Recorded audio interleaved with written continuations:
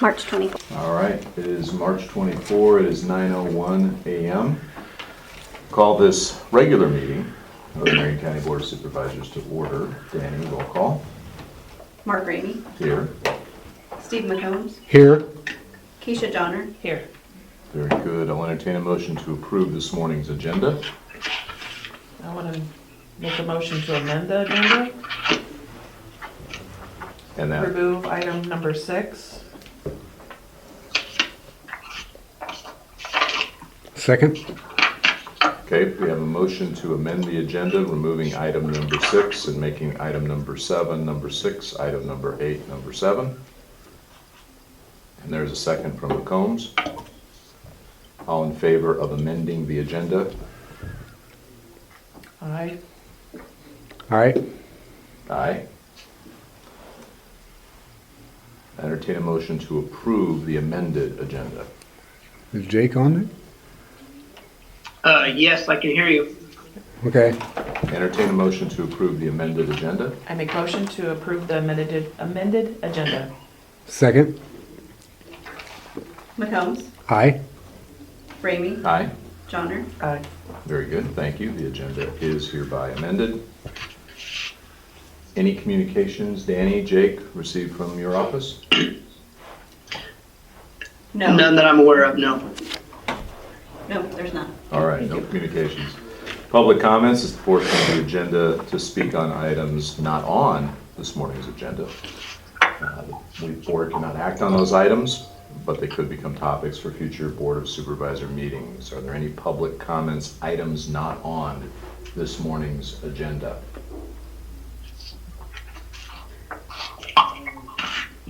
Seeing none, we'll move on. We'll entertain a motion to approve this morning's consent agenda. Make motion to approve today's consent agenda. Second. McCombs, Aye. Ramey, Aye. Johnner. Aye. Very good. On to business.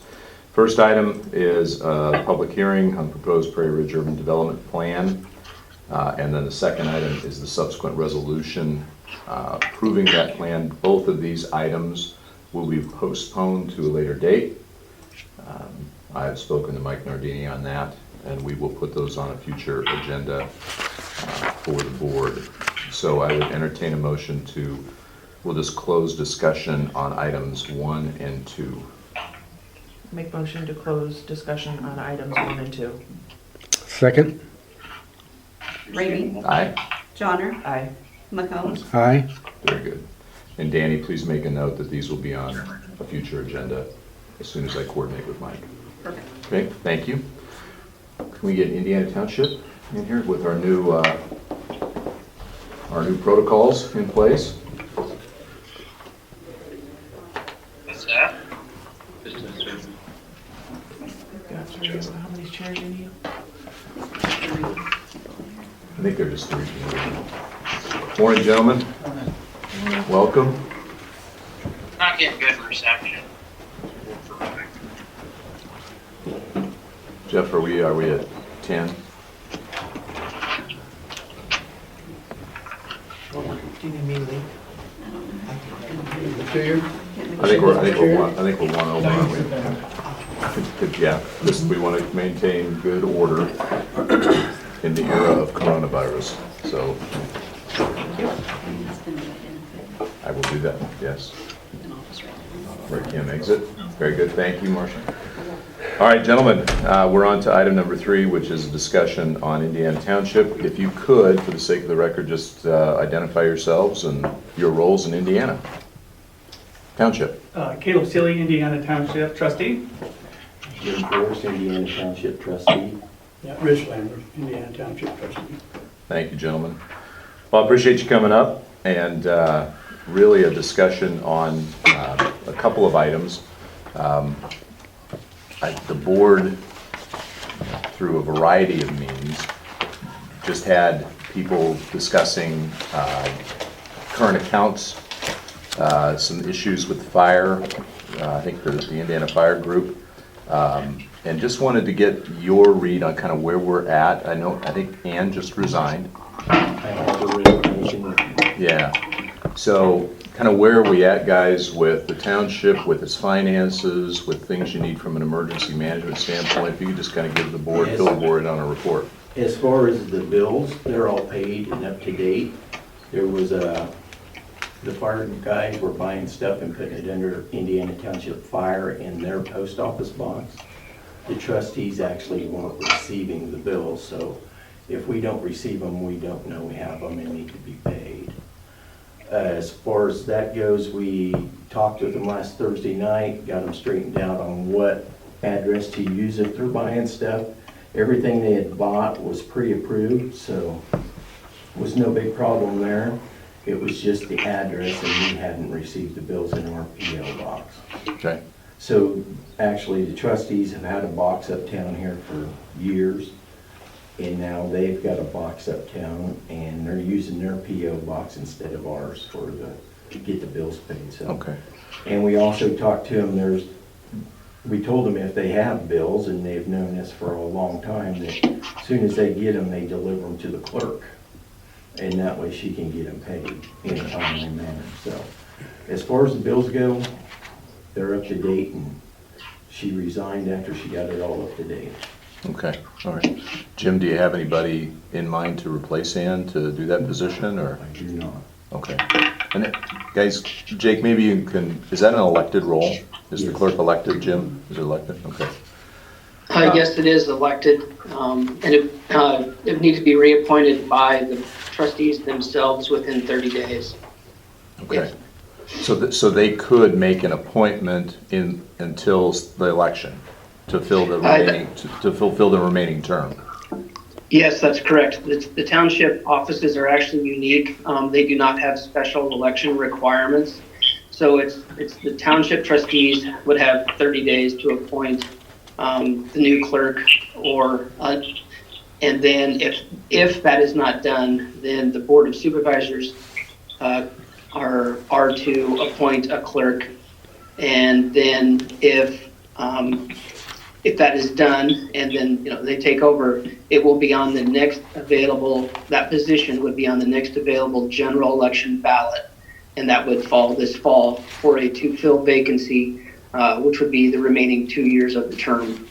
Then that position will be on its regular ballot again in 2022. Okay, very good. Appreciate that, Jake. Thank you very much.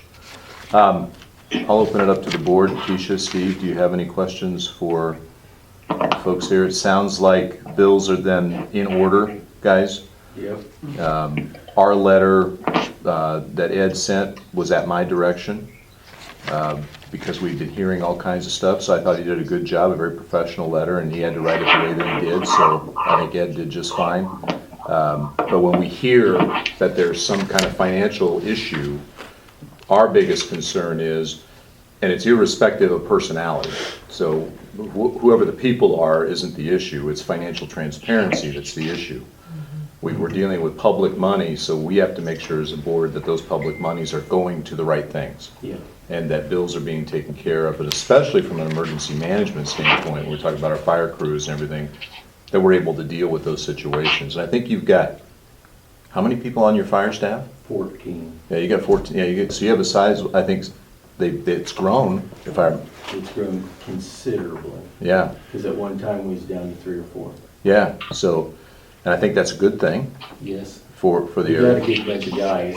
It's just that they're young and, Well, with youth comes, Under control. with youth comes energy, Jim. yes, So- sometimes too much. Sometimes too much, that's right, good. Board, do you have any questions or discussion for the Indiana trustees? Yeah, how are you guys on your budget? Did you get your budget filed? Budget's in. And so, We did our budget and had the meeting on the 22nd of February for the public. Okay. So we're ahead of schedule. Okay, okay. that's Ann does a good certified, job and you, keeping it straightened out. and Jim, you guys certified through the auditor, right? Yeah. Yeah, okay, This is Jake. I can confirm that has been turned in. I just not have certified it on the state website yet. okay, but it's in process? That's correct. Okay, very good, thanks, Jake, all right. So Steve? are you guys comfortable with your financial stability? Yeah. Okay. the fire department seems to think we have an unlimited amount of money, and after the meeting Thursday, I think we explained how the budget works. And they were kind of looking at the total that we have. Of course, we have fire, tort, cemetery, and township hall, 4 different accounts, and they was thinking they could spend it all. No. And I explained to them they could spend on the fire if we let them. Right, The rest of it was untouchable, basically. right, So they understand that. So now they understand Okay. it. okay, They do understand that them are different tax levies. I don't think they understood how the levy went. Okay. that's, and I that's, told them, I said, well, for fire and rescue, or what's fire now, I says, we're levied to the limit. I said, and then with tort, I said, that's amount necessary, cemetery's amount necessary, and then there's levy for the township home. And I says, we can only get whatever the tax base is here. And they went away with a better understanding of how the budget works. okay. Are you levied to the limit on your cemetery levy? Cemetery's amount necessary, if I remember right. Yeah, I'd have to get with Jake on that. I'm not. Yeah, we have a little extra.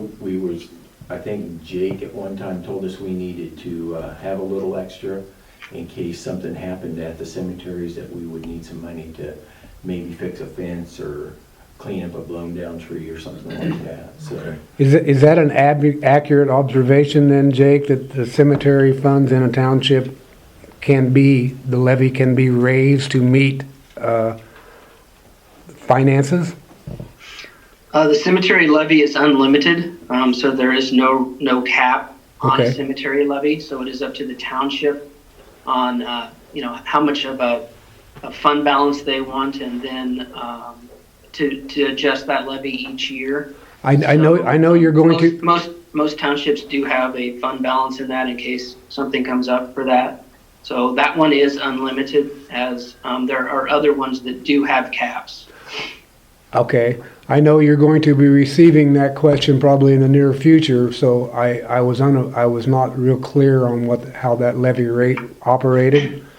There's 2 different cemetery levy rates available. One is if like the township owns the cemetery and operates it, and one that's called non-owned cemetery. The non-owned cemetery does have a cap of the levy per 1,000, but the owned cemetery does not. What is that definition? I'm confused on that definition. Well, in brief, I guess, I'll use an example of the Porter Grove Cemetery over on the eastern part of the county is run by a separate board. Lake Prairie Township does help donate to that each year. So that would be like an example of an unowned cemetery that they're contributing to. That's just an example. They Okay. don't have to run it through the unowned, but they can if they want. That's the variable. So if a owned cemetery, like the example you gave, decided that they no longer wish to fight that battle, then it would become a township-owned cemetery, or for lack? Well, I guess I would assume that. I mean, we'd probably have to work that through process. I don't know that we've ever gone through that before, but as long as it's not, the caveat would be as long as it's not a pioneer cemetery Right. that would then fall to you guys. Yeah, Then I assume that if an association or a board or whatever you might say of a cemetery like that would leave or extinguish or ban, whatever term you want to use, then it would fall to the cemetery.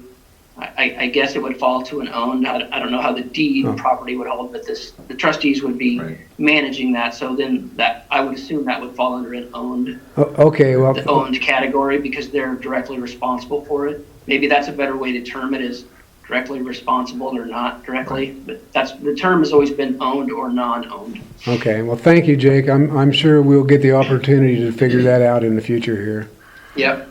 Jake, I think the question for me is, you can't use funds from the cemetery that are allocated for cemeteries for anything else, right?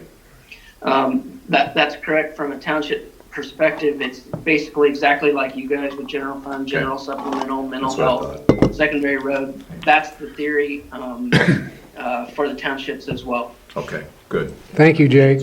Yes, sir. On Yep. the cemeteries, we've got an uncharted cemetery And I've been to everybody in the county and asked these questions sometimes back, because there's people wanting to buy lots there. And I talked to Avy, so if there, considerable expense to charter the whole thing, we were just gonna see about getting the perimeter so that that's on the books, right, because it is fenced. And so does that have to come out of our cemetery fund, or can it come out of there? I don't know. We Is don't it, have is to it, cover a- that, but, if it's a non-pioneer cemetery, well, the way it was explained to me, it's not. It's We've not got a people pioneer buried cemetery. there. there's a definition for that. Yeah, well, they said that somebody hadn't been buried there in so many years. I- Hadn't been, and this has been. There's been. I am under the assumption that would probably have to come out of your funds to have it surveyed. We That's would what you're just- asking, In the next budget, we would just have to ask for some more money to do that, right? is how I would work. Yeah. Okay. And that's something, if you're planning on doing that, we can sure take a look at it, research the We question, can look and at it and- make sure we get it squared away. I mean, the main point today is just to make sure that, from your perspective, you guys are on track from a budgetary standpoint, certification, bills have been paid, all those things that we've been hearing. And if that's the case, then, board, do you have any additional questions for the trustees? Nope, I would just like to say, other than continue the communication with your, fire department, and then, I know it was brought up that we're not having regular meetings. Yep. According to the manual, we're only required 2 meetings a year, and we actually do more than 2. But for years, we have never done meetings from January to April, for the simple fact that Ann works at H&R Block Tax season. during tax Yeah. season, and she gets very little of her own time the way it is, so we said, don't worry about it, just keep us caught up on her bills, and she does a great job, except for running into this, and I think all that was the address. So, Do you think it's squared away, Jim? everything's squared away. Okay, good. As Good. soon as you guys accept her resignation, I'm to let her know, and then, she'll turn everything over. Okay. Keisha, Steve, any additional questions for the trustees? No, thank you for being on top of that. Yep, yeah, we appreciate you coming up, It's guys. never too hard to figure it out if you just sit down and do it. Yeah, So, so we need 2 actions then. Number 1, to accept Ann's well, you'll resignation. need 3 actions, because myself, I'm gonna resign as of today. I had a heart attack in July. I thought I could maybe slide through until election time, but I received the registered letter last Wednesday, and my blood was boiling. And the top thing they told me is stress to stay away from. Between the stress and the blood pressure, I think it's time to get out. Okay, all right. It's been a good 20-year run for me, so we'll let these guys go. All right. Well, I respect that, Jim. Jake, you had a question? You sound like you were going to say something. Yeah, sorry, but those resignations, this is, and Ed can help in if I need to, but I think they are the elected officials, so like if a clerk resigns and it's in other places, that resignation actually needs to be gone to the trustees, and the trustees accept that. Okay, I don't believe myself personally that the Board of Supervisors need to receive those. And then when the trustees, if they get resignations from one form or another, need to appoint themselves and take care of those processes, and then let my office know from an election standpoint, so we can keep track of if there's a vacancy for the next upcoming ballot or not. That's my interpretation. okay, so all they need to I do, agree with you. so all they need to do then is supply you with the letter from Ann that they've accepted that resignation, and that the trustees have accepted Jim's resignation, and then they go forward. That's correct. And as long as we had this early in a prior year, I think, somewhere, and as long as they have 2 trustees, they can function and appoint if they are so inclined, a trustee or a clerk or whatever. If any township falls down to 1 Down to trustee, 1. then the board is Right. required to try and fill in those holes. But at this Okay. point, it sounds like they have a quorum and a functioning board of trustees to continue operations. Okay, so they need something from the existing trustees affirmatively accepting those resignations? Yes, I would, and then they would include that in their minutes of from their meetings and their township minutes of those resignations, and then also subsequent, if there are appointments, the same process would hold, and then they would, once they've accepted those positions and are functioning, they would contact our office, so we would have that for contact information for when we send out budget forms or Very election notices or things like that through the clerk. So we would just need to be informed after the formal actions are taken. Very good. Thanks, Jake. So we'll need a letter from one of you representing the existing trustees accepting Ann and Jim's resignation to Jake. So we can choose and select a trustee until the election also, Yes. along with clerk both positions. That is correct, as long as there are two of you. Go ahead, Jake. Yeah, it's technically required, I believe, within 30 days, I think is in that manual. I think it says it in that manual, guys. Okay. Very good. Jake, I agree with you. Very good, Ed. All Thank right, you. thank you, Ed. Thanks, Jake. Appreciate that guidance on that. Gentlemen, thank you for coming up. Appreciate your service, Jim, and everything you've done. Thank you. And handling the issues. Definitely appreciate it. And then you guys know that then you need to get to Jake here within 30 days on those two resignations. Okay? Okay, Very good. Thank you. Thank you. thank you. Have a good day.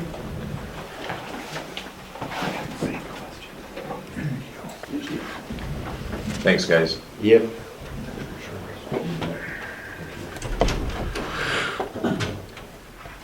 All right. Yeah, we'll close discussion. So Jake, you'll let us know when those letters come in? Yes, sir, will do. Thank you. Entertain a motion to close discussion on item 3. I move we close discussion on item 3. Second. Johnner, Aye. McCombs, Aye. Ramey, Aye. All right, item number 4 is resolution 2020-32, resolution to approve the appointment of Sheriff's Reserve Peace Officers. Something we do every year. Is this our annual appointment, Jake? No, this is, we did the one at the beginning of the year for all the Thought we did. existing, but these are, I believe, new. if I remember correctly, new reserves that they're bringing on. So Chad put this together, and we felt like we needed to bring this to the board because of Is he the on? new reserves. Who's on? Is Jason on? Sheriff is on. Can you hear me? Yes. Can you hear me, Mark? Yeah, this Yep. is just from the new reserves that have just went through the training. So every time, instead of waiting until the next annual one, or we were going to try to do it semi-annually, but this is just a process to get them on board. Okay, all right, very good.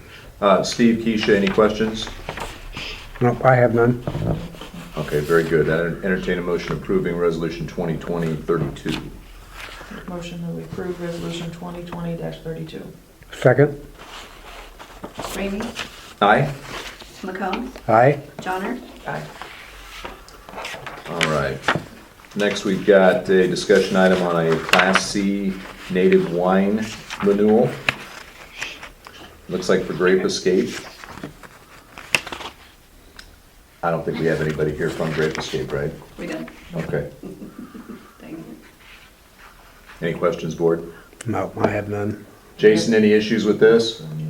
Nope, we haven't had any issues with them. Okay. All right. Is there a motion to approve this renewal? I move we approve the renewal for the Class C native wine for Grape Escape. Second. McCombs, Aye. Johnner, Aye. Ramey, Aye. Very good. New item number 6 is establish department head wage levels. Discussion item. Keisha? Yeah, currently, due to the circumstances, I think we're going to table this at this point, and see where we're at economically. Yeah, so. And this was for our outstanding, The two that we've already done, the evaluations, Yeah, yeah. I feel that due to the economic stance, I don't want to make a move. We've got people laid off, everything, so we're gonna table it at this point, Okay. and hopefully, we can revisit that. Do you want to make it an agenda item for our next meeting to revisit? Well, right now, we have also tabled some evaluations. Mhm. So I think we need to table it for just a little bit longer than that, than Okay. versus our All next, right, you know, very so. good, we'll do that. But we will definitely keep it on our radar, so Danny, I'll write it down, but also you. And then hopefully sooner than later, we can revisit this. Okay, all right. Okay. Very good, thank you, Keisha. Steve, any comment, question? No, I'm on board with that. Okay, good. So we will move to table new item number 6. Is there a motion? I make that motion to table item number 6. Second? Ramey, Aye. McCombs, Aye. Johnner, Aye. Very good, thank you. Updates. Steve? We are currently on schedule, maybe a little bit ahead of schedule, to get the courthouse moved and continue our continuity of government at the new location at East Elementary. I can't express enough how everybody has got together and made this happen. And it's pretty heartwarming to see everybody digging in and doing it. Yeah, I appreciate it. yeah. Well, So we appreciate all the work you've done too, Steve. I think that the treasurer will be moving today. Yeah. And then I think the county attorney moved yesterday, IT, and I believe the courts will be moving Friday. And I think we're ready. And the auditor, of course, will be moving Wednesday at the close of business hours. Technically, I mean, we'll probably have some stuff down there that's non-essential for that purpose of the accepting. candidate filing paperwork. Yeah, We will be candidate open in both filing. locations Yeah. until 5 o'clock tomorrow, just to make sure that we're there. Okay, But I think we're about to empty the courthouse so we can get our elevator in and get back to normal business someday. great, great. Well, I appreciate that, and as a board, we appreciate everybody who's doing this in the midst of all these other things now that we're doing. So for all the people impacted by this move, we appreciate all your efforts. Keisha? Obviously, a lot of meetings have been put on hold at this point, but I just want to say thank you for everybody stepping up and, you know, pitching in and helping and considering the situation in which we're in and all the extra hours and effort. We will pull through this. And so, yeah, thank you guys. Yep. Yeah, I guess nothing from me other than to express a very heartfelt thank you to all the people that we have asked to do things that are unusual, out of their job descriptions, and take on roles and responsibilities that are vastly different from what they signed on to do. This is, and probably will be, the unique situation of our lifetimes, at least we hope. And everybody has stepped up, the folks here, Kim's staff from Public Health, the folks that are doing the move over in the courthouse, you know, everything from the people who've had to self-quarantine. It's just been an amazing response to our shared responsibility to do our part. So very impressed and very humbled to be a part of this team. So thank you for your efforts in doing that. With that, I'd entertain a motion to adjourn. Motion, we adjourn? Second? McCombs, Aye. Ramey, Aye? Johnner. Aye. Very good. Thank you. We are adjourned.